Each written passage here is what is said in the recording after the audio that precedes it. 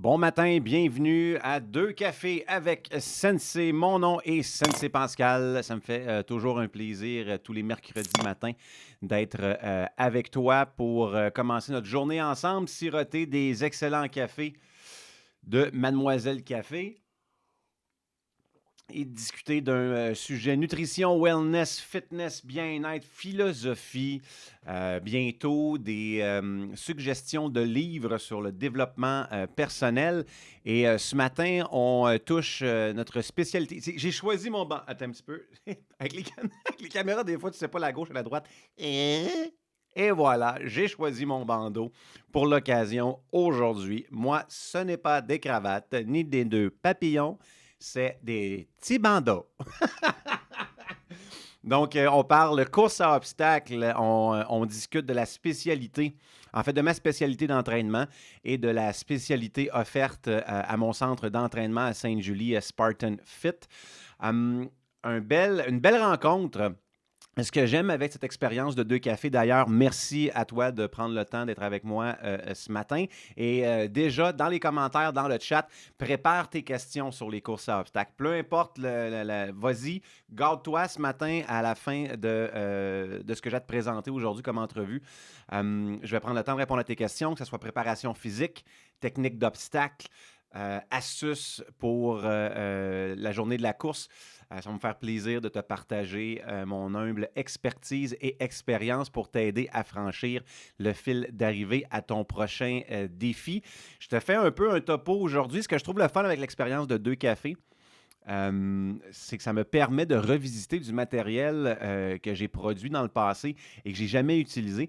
Je te fais le summum de ça rapidement. J'ai aussi un podcast qui s'appelle le Sensei Says Podcast. Si tu es avec moi live à tous les mercredis, tu vois tout le temps un extrait en prémisse, comme le décompte vers notre live. D'ailleurs, je te propose d'aller t'inscrire à la chaîne immédiatement ou au podcast Sensei Says Podcast. Le logo ici, c'est ça, celui-là. Sur toute ta plateforme préférée, YouTube principalement, mais Spotify, Apple Podcasts, Google, Deezer, name it, we're on there. Et ce projet-là, je l'ai commencé là peut-être 2 ans, faire une bonne tournée. Pour faire faut que je revienne. Backward rewind. Check bien ça. Check bien ça. Ce matin, le café est bon. Faut qu'on mette les idées en place pour construire une idée que tu vas trouver continue, cousue, et on va essayer un peu pertinente. Il y a quelques années, je suis devenu le premier instructeur Spartan Race au Canada. Donc, il y a des coachs Spartan Race, mais un instructeur Spartan Race, si tu veux, l'instructeur des coachs, ce qu'on appelle un Spartan CI. J'ai été l'honneur de devenir le premier au Canada et ça me donnait le privilège de pouvoir enseigner des séminaires officiels de Spartan Race, tels le SOS, le Spartan Obstacle Specialist. Qui est un événement super cool à faire. À l'époque, à Longueuil, on avait tenu le premier SOS francophone ever de Spartan. Et dans la même année, ou peut-être l'année d'après, j'ai eu la chance de me faire shipper à Whistler pour enseigner ou coacher ce séminaire d'obstacles sur le parcours de la course Spartan Race de Whistler qui était d'un environnement extraordinaire, d'une météo un peu moins certaine. Je mettrai des photos sur mon Twitter @SenseiPascal si tu veux le regarder plus tard aujourd'hui ou sur les réseaux sociaux de Spartan Fit sur la météo qu'il y avait à Whistler ce week-end-là. Parce qu'il y avait un espace d'entraînement avec une tente moi, j'avais mes obstacles et ma tente pour m'abriter, juste pour faire un peu de promo. Spartan, il y a un petit bureau en dessous, un petit bureau, là. Un petit bureau. J'avais une secrétaire, j'avais une cuisine, j'avais un 3,5 à peu près. Tu sais, t'as une table tes affaires. Ces affaires-là, pendant la nuit de la course, il y a tellement plu que la tente s'est effondrée. Fait que finalement, ça a été un beau week-end de pluie, mais vraiment trippant, rencontrer des gens extraordinaires. Mais si je te dis ça, c'est parce que c'est pertinent à la rencontre que je te propose ce matin. Ça m'a permis, cette expérience, de commencer à faire un road trip à travers l'Ouest canadien et l'Ouest américain, entre autres pour visiter des centres d'entraînement spécialisés en obstacles comme inspiration avant d'ouvrir le mien, de rencontrer des gens extraordinaires, hyper inspirants. Et 2 semaines après Whistler, pourquoi j'ai fait ce road trip-là? Parce qu'il y avait le championnat du monde de Spartan Race à Lake Tahoe, en Californie, qui était, tant qu'à être sur la côte ouest, aller faire un petit tour là-bas. Tu vois, derrière mon bandeau Mountain Series, c'est à Whistler que je l'ai pris. Et ça tombait qu'il y avait le festival de podcasting de Spartan, là où je pouvais rencontrer des personnalités extra. Donc, les premiers invités du Sensei 16 podcast. Si tu vois à l'extérieur une ambiance de course des montagnes, c'est parce que je les ai rencontrés. J'ai eu la chance de les rencontrer à Lake Tahoe. Entre autres, Mark Patterson, ancien joueur de la NFL, qui a gravi les plus hauts sommets de chaque continent, donc les Seven Summits, et qui, en mai dernier, 2021, était sur le sommet de l'Everest. Extraordinaire. 2 entrevues avec lui à voir sur le podcast. Et j'ai pu rencontrer, et c'est pour ça que le grand détour, on revient au sujet principal. J'ai rencontré 2 membres de l'équipe nationale de Spartan Race de France, David Labrosse et Thibaut Jean. David Labrosse, qui est un des champions européens en Spartan Race. Thibaut Jean, qui fait partie aussi du Pro Team. Donc, les deux qui représentaient le pays à Lake Tahoe. On a eu un super échange ensemble. Et je vais te proposer aujourd'hui notre échange. Donc, ça me permet de pouvoir t'offrir cette belle conversation. On va discuter, entre autres, de préparation d'entraînement de trail running. On va aussi discuter comment est-ce que David est devenu le plus jeune capitaine pompier de l'histoire de la France. Une super belle histoire, une histoire inspirante. Puis 2 gars bien sympathiques. J'espère que tu vas apprécier. Très privilégié, entouré d'à peu près le tiers de l'équipe de France qui représente le pays ou l'Hexagone au championnat du monde Spartan Race et des tripeux de trail aussi. J'ai pris une petite vidéo hier sur Instagram. Je pense que vous avez eu du fun en Californie du Nord dans les dernières semaines. Conte-moi ça, David. Oui, en effet, on est arrivé donc en début de semaine à San Francisco. Et on en a profité pour aller découvrir un petit peu le parc national du Yosemite. Donc on a fait quelques sessions de trail et on s'est pris le jeu à faire un petit peu les chamois, à grimper le Half Dome, aller voir Cathedral Peak, aller voir El Capitan pour un petit peu découvrir ce magnifique pays et ce magnifique état qu'est la Californie. Est-ce que vous avez eu le permis pour vous rendre au sommet du Half Dome? Alors non, malheureusement on n'a pas eu le permis, donc on s'est arrêté juste en dessous et voilà, ça faisait déjà une belle sortie de 25 km avec environ 1500-1600 mètres d'élévation. Combien de temps vous avez fait ça? C'était en début de semaine, donc on a couru un petit peu, je sais plus, Thibaut, tu pourrais nous dire combien de temps Ouais, il me semble qu'on lui met 3h20, quelque chose comme ça, ouais. Mais bon, en trottinant, en marchant et quelques-uns... 3h20 aller-retour? Ouais, on avait la délégation espagnole qui était aussi avec nous et ils ont fait une séance spécifique d'intervalle, donc ils ont mis un peu plus de rythme. J'ai hiké à Dome, voilà 3 ans. On a eu un permis pour le toit, pour le sommet. 40 degrés. Ça nous a pris à peu près 10 heures. On n'a pas couru comme vous autres. Vous autres, vous courez ça en 3h20, c'est écœurant. Comment vous vous rendez là à pouvoir performer autant en montée? C'est un bon défi d'élévation en plus. Puis en descente, la stabilité pour la cheville, moi je trouve ça très dur à gérer. Oui, en effet, sur ce genre de sortie, il y a réellement 2 paramètres à prendre en compte. Il y a bel et bien la partie élévation, D+, le dénivelé à gérer, mais aussi la partie descente. Pour la partie D+, on va dire qu'on s'entraîne à en faire.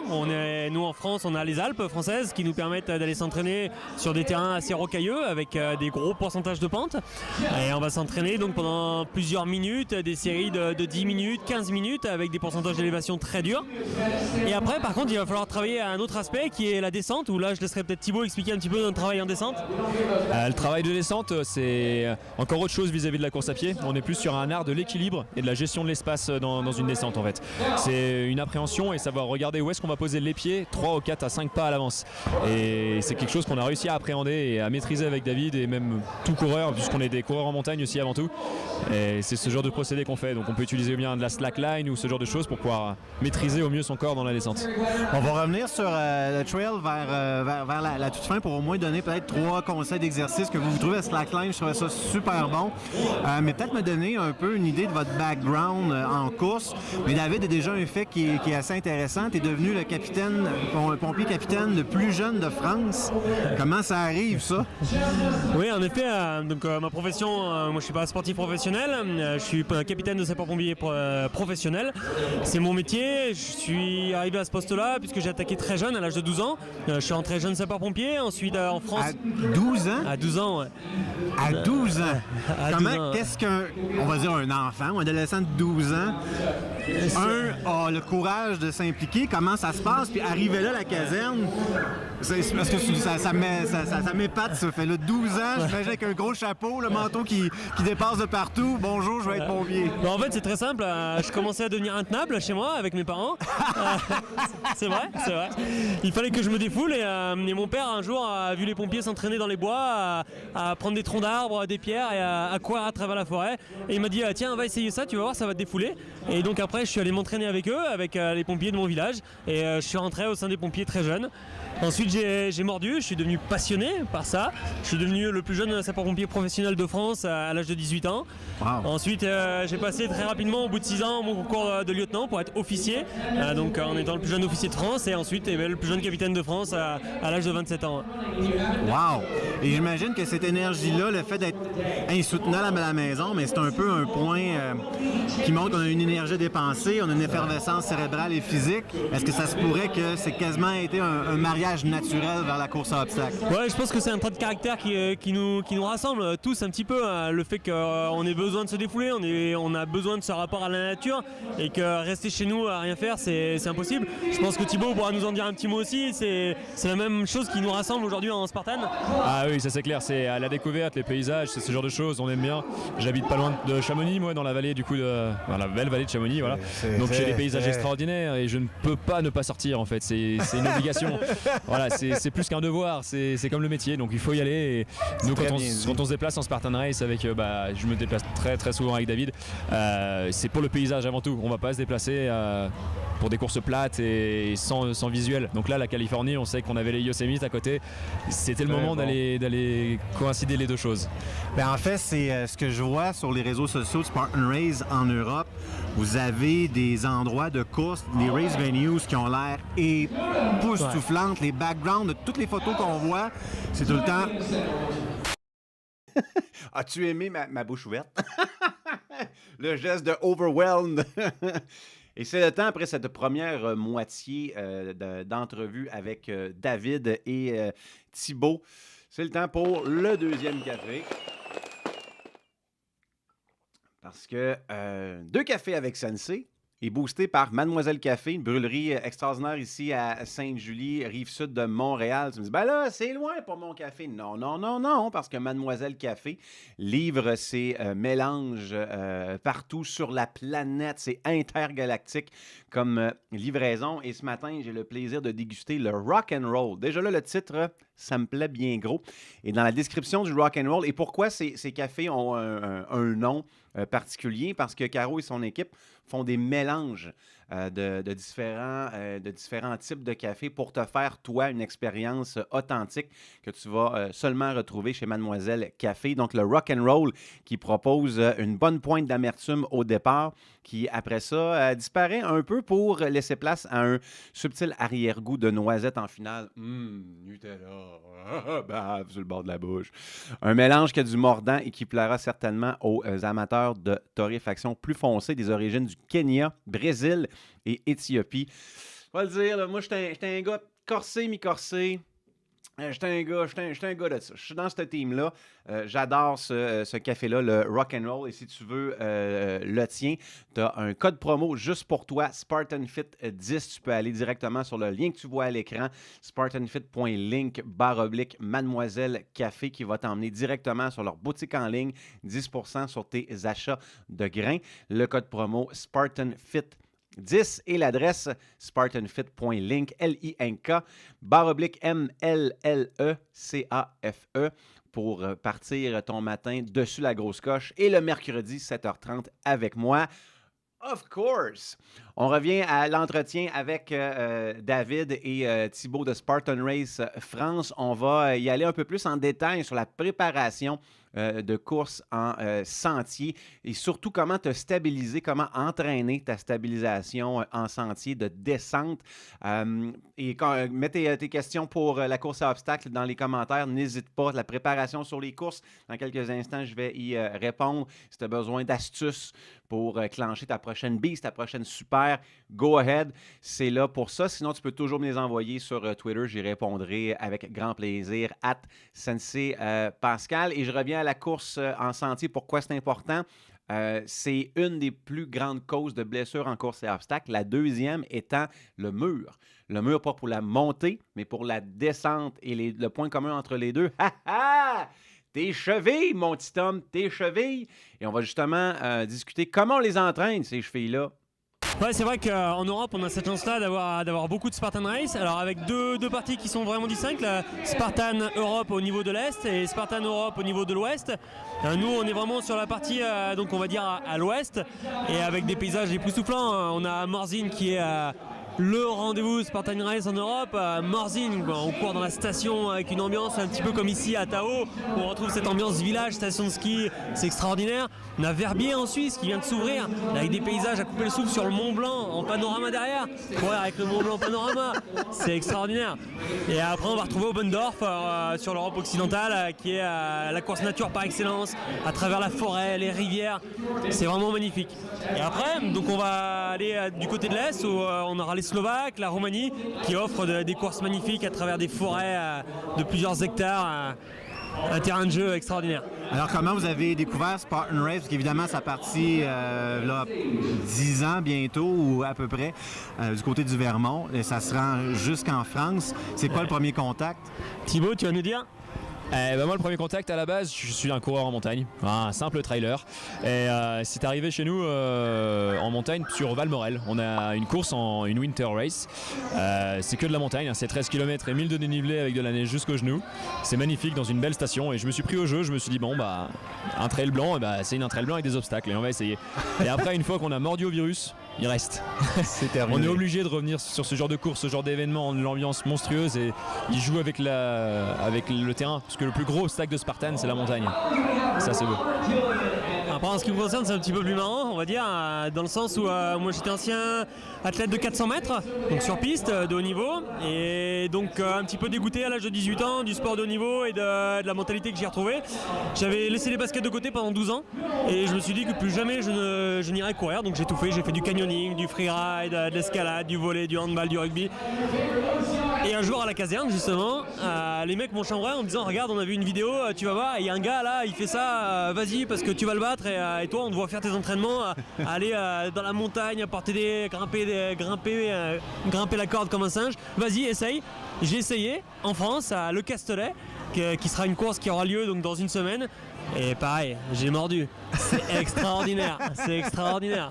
J'ai bien fait d'y aller. Ah, vraiment. Mais c'est bien de pouvoir profiter de votre présence puis de la passion, parce que vous la transmettez très, très bien.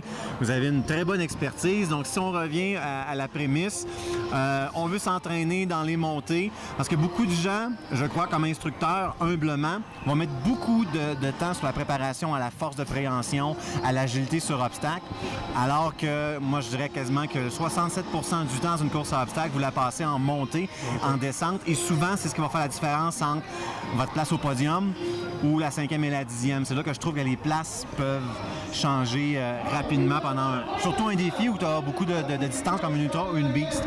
Donc, selon vous, peut-être les 3 exercices qui seraient privilégiés pour la montée-descente. Alors moi je dirais, donc pour travailler montée-descente, je travaillerai à des séances de up and down réellement, comme je l'ai dit tout à l'heure, sur des montées de 8 minutes, 4 fois 8 minutes de montée, récup à la descente, sur des pourcentages de pente assez raides. Même s'il faut marcher, eh bien on marche. Donc ça serait une première séance vraiment typique à reproduire. Pourcentage, un bon pourcentage Pourcentage pour de toi, pente, ça va être on va dire du 20%. Et Du 20%, du 20%, ouais. Du 20% sur du terrain technique, bien sûr, pas sur du goudron, sur du technique. Après, pour moi, un point très important, c'est de travailler la descente. Et pour travailler la descente, pour moi, ce qui est important, c'est de faire du renforcement musculaire au niveau des cuisses. La partie musculation, renforcement musculaire, peut-être exercice d'haltérophilie type soulevé de terre, est très importante pour être très, très costaud au niveau des cuisses. Puisqu'on voit, les crampes apparaissent à la descente, on a les cuisses totalement crispées. Alors, bien sûr, le troisième exercice, ce sera la proprioception, comme Thibaut nous l'a dit tout à l'heure. Elle est très importante, la proprioception, pour pas se faire mal, pour pouvoir appréhender la descente et aller vite, pour être vraiment fast en descente. Mais vraiment, la partie musculaire est très importante et la musculation renforcement du bas du corps est importante à mon goût. Autre suggestion? Ça va être difficile d'aller dire mieux puisque c'est mon programme, puisque moi je ne m'entraîne pas aux obstacles, je ne m'entraîne que à la course à pied. OK. Et j'arrive à passer mes courses tous comme ça. Donc, tu es un singe né. Si tu t'entraînes pas aux obstacles dans l'équipe de France, Je me dis que simplement la course à pied, voilà, c'est 90% de la course pour moi, donc du coup je travaille vraiment que ça. Donc je fais beaucoup de séances de up and down comme l'a dit David.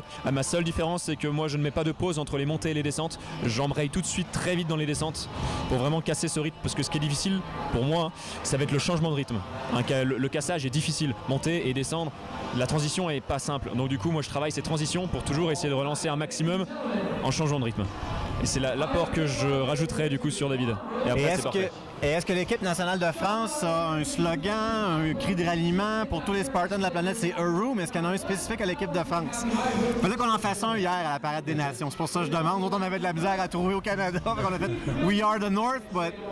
Non, on n'a pas forcément de cri de guerre, on a notre cocorico national, le coq, l'emblème de la France. Donc, en tant que chauvin, je suis obligé de le dire, cocorico, mais non, c'était la petite touche d'humour. Après, on a chacun, on va dire, nos phrases qui nous sont propres et nos petits slogans qui est avec nos devises, on va dire, et nos valeurs.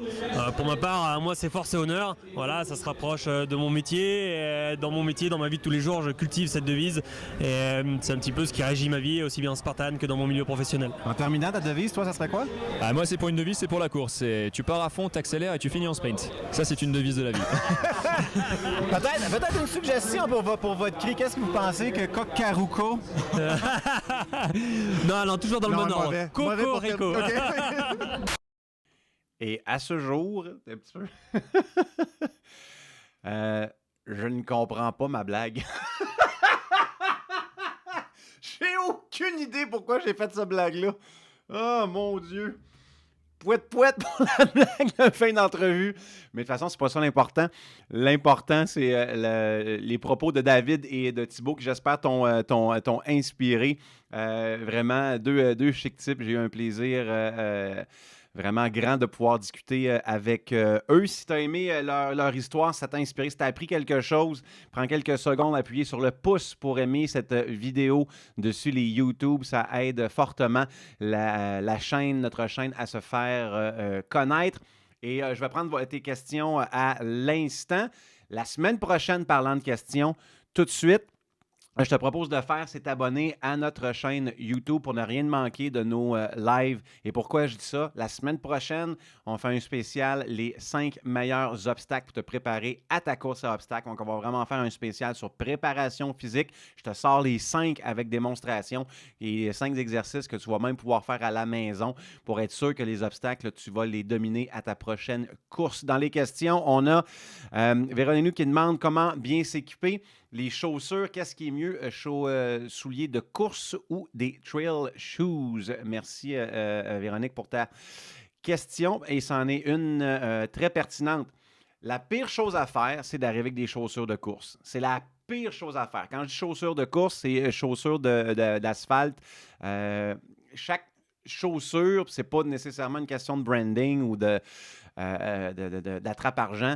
C'est quand tu commences à faire un sport, tes chaussures doivent être adaptées à l'activité que tu pratiques.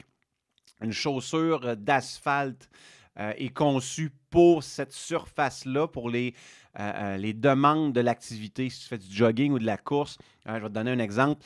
Tu vas avoir un peu plus de coussinage au niveau du talon sur des chaussures qui sont faites pour courir sur l'asphalte parce que la surface sur laquelle tu cours est beaucoup plus dure. Si tu as des trail shoes, tu vas voir que les semelles sont un peu plus rigides parce que c'est pris en compte que le sol sur lequel tu cours, la terre, les sentiers sont plus mous, donc sont capables d'absorber le choc de tes pas. Ça, c'est une des choses. Si tu regardes aussi la semelle, les semelles pour les courses à l'extérieur sur de l'asphalte sont un peu plus lisses. Il y a des rayures, des rainures pour laisser passer, entre autres, l'eau pour aussi absorber et diffuser les chocs sur chaque pas. Tandis que les trail shoes, évidemment, tu vas avoir plus de crampons pour avoir une meilleure adhérence parce que le sol est un peu plus instable. Maintenant, pour la course à obstacles, il n'y a pas encore de souliers parfaits. Il y a Spartan qui a sorti son propre soulier voici quelques années. J'en ai acheté une paire. Malheureusement, je dois dire que je ne les recommande pas. Je les trouve beaucoup trop étroits, surtout au niveau du talon, pour faire une bonne stabilité. Si tu regardes des trail shoes, moi, ma marque préférée, c'est des Saucony. Parce que c'est ceux que j'ai trouvés qui rassemblaient le plus d'éléments qui est important dans une bonne chaussure de course à obstacles. Et quand je parle de bons éléments, à regarder dans tes achats, si tu as un bout du soulier, le bout du soulier qui est renforcé. Tu vas souvent voir ça dans des bottes de rando. Pourquoi je dis ça? Parce que tu vas souvent avoir des roches dans les sentiers, des branches. Puis quand tu arrives le bout des orteils là-dessus, tu n'es pas heureux, tu n'es pas heureuse. Donc, un bout de soulier qui est renforcé à cet égard.